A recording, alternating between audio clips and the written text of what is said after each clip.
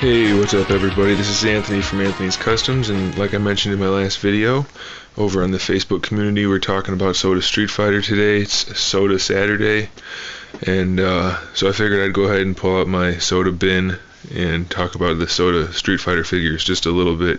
Just to give you an idea, this is a 30-gallon bin.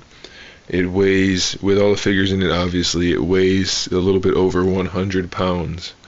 So that it's kind of a lot of plastic, but hey, it's probably the best line ever to hit retail, so I am perfectly fine with that. Let's go ahead and start looking at a couple figures. This isn't a review or anything. I just want to maybe point out a couple good ones while we dig through the bin, since I don't have anything on display.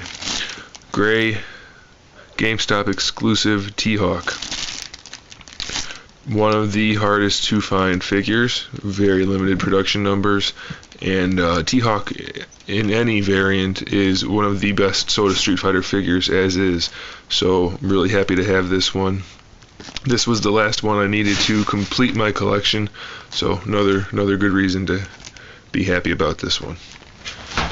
What else do we have? Here's another GameStop exclusive. This is the GameStop exclusive Ken, the brown gi with the red gloves. You can see his little fire accessory. SOTA's known for that, giving him nice details, nice accessories, alternate head, alternate hands, the whole deal. Very good figures. That's a nice variant. Another one that's kind of hard to find, this variant of Buki, the orange outfit with the pinkish orange hair. Pretty cool looking figure. Not my favorite character in the game, but still a pretty cool figure. I should mention I do have the NECA Street Fighter figures in here too, because I just have a few of them. So don't get confused, these are not SOTA. These big fat bulky ones, not SOTA. Adon or Aiden, one of the in my opinion, one of the better SOTA Street Fighter figures. Even though he's one of the smaller characters, he's just got a ton of detail. Looks so realistic, looks so nice. Just a really sharp figure all around. Great detail. Look at the shading and the musculature. If there's one thing nobody can knock SOTA for, it's great paint apps. Absolutely wonderful. Another really popular character, really popular figure is Vega. This is the black version, or the dark gray version. The red is probably a little bit more hard to find since it's a GameStop exclusive, but this still shows you how nice the figure is. The great details, the mask, the snake tattoos, alternate head, just the claw, everything, you know. These are great figures, and I definitely don't mind taking some time to look at them. Let's see, what else do we have? Here's that's not the exclusive. There's Cammy, but that's not the exclusive one, so I'm going to set her aside for now.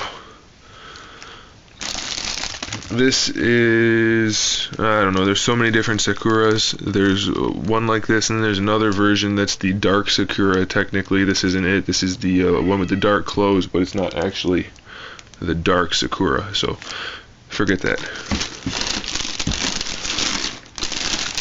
Here's an Adon that's worth mentioning.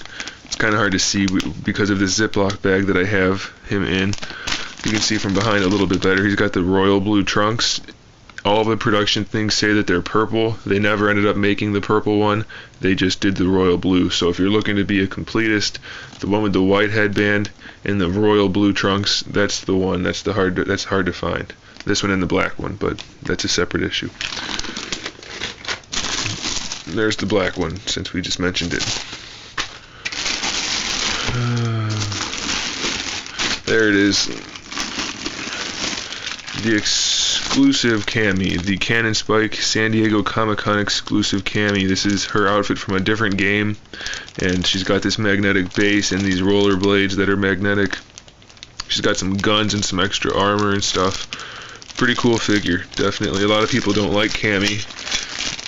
One guy recently said something about how her rear end isn't shaped properly. Well, I think it's pretty good for a figure, you know. It's not some kind of sexy, whatever, gashapon or anime thing. It's just a regular action figure, so it's fine in my opinion. Another really hard to find figure. This is the Japanese exclusive Gen in the black outfit. One of my favorites. I just think it's really sharp with the black outfit with the white highlights and the purple sash on there. Really cool figure in my opinion. Let's see, what else have we got? There's my Dan that's for spare parts because they break so easily. You can see his hand's broken right there, and he's missing a chunk of hair. There's my good one. It's got all of his parts. This is one of the preview figures. I'm pretty sure this was Wizard World. Not 100% sure on which one was which. There's the blue one was Comic-Con, I think, and this one was Wizard World. But either way, Dan Hibiki, preview figure, pretty cool.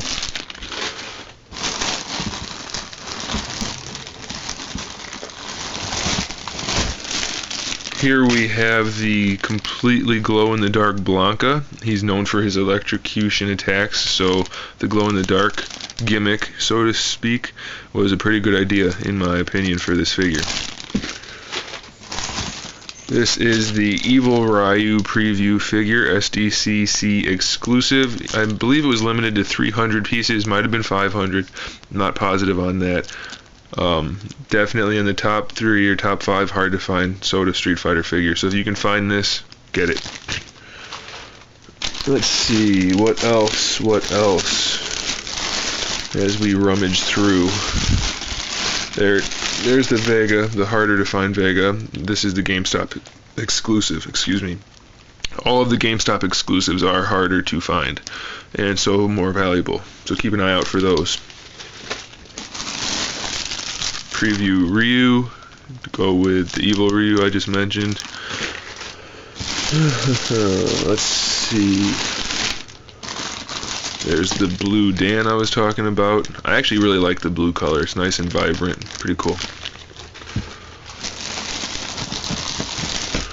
Here's something I can talk about that most people get confused on. There are two Blancas that are almost the same color. This is the Player 1 color Blanca. It's a nice bright green, bright orange. And this here is the Gamestop Blanca. It's slightly more olive colored and the hair is slightly more red. Dan, if you're watching this, I commented on your video saying that your Blanca was the Gamestop one. I'm almost positive it is, which is this one right here. It did not look this bright, so I think you lucked out and even got a harder to find figure in that lot. So on top of the insanely good deal you got an even better deal. So be happy about that.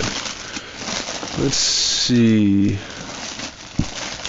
Here's a shout out to Mike Jenks. I know he's a big fan of the Balrog figures, and he just scored a set of them. So here's the black one. Pretty hard to come by. Very nice figure though. If you're noticing, I'm saying that a lot of these figures are hard to come by. That's because almost all of them are. It took me a good 4 years to hunt down all of these figures. Of course, I didn't buy any of them at retail because I didn't know about them when they first came out. But anyway, they're hard to find and highly collectible in the sense that once people get them, they don't get rid of them. So if you can find them, keep them. This is probably next to T-Hawk is the hardest to find, the gray T-Hawk. This is the Shin Akuma preview figure, SDCC exclusive, limited to 300 pieces. Extremely hard to find. If you do find it, it's probably going to cost you a good amount. But if you're an Akuma fan, you need to have it. It's absolutely the best Akuma figure, and it's just a great figure all around, even if you're not an Akuma fan. Let's talk about a couple more and then wrap things up. I don't think you guys want to hear me drone on and on and on about SOTA all day long. Here's one we can talk about. Gokhan, another hard to come by figure. This guy was completely exclusive in various forms online or like Toy Rocket exclusive or SDCC exclusive. If you'll notice, in my hand are two variants. This one obviously is the open mouth variant, and this one is the battle damage variant. He's got the dirt on him throughout. Cool figure.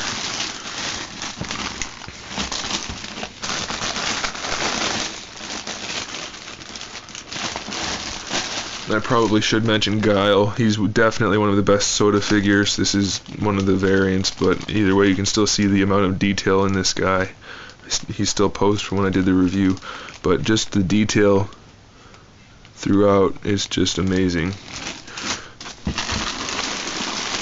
This is the regular preview Akuma that the Shin Akuma is based off of. Just basically the exact same figure with different colors.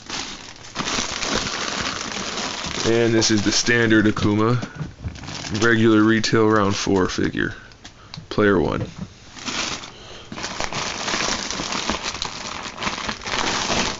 Alright, I think we can wrap it up with Sagat. This is the variant for Sagat round 1.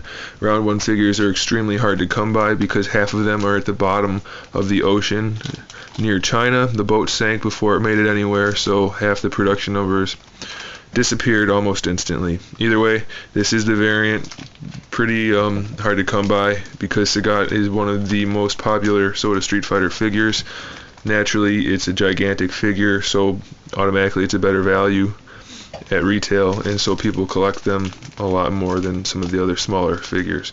But this guy probably weighs 1.5 pounds. Nice size figure, probably close to 8 inches tall if I had to guess off the top of my head.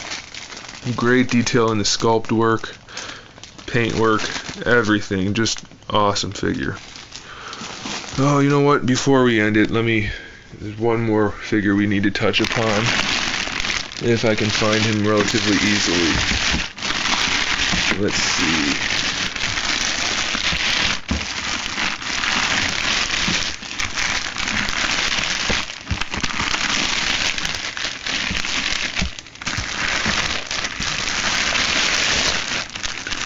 Well, as I'm looking for M Bison, I might as well mention this variant of Gokhan.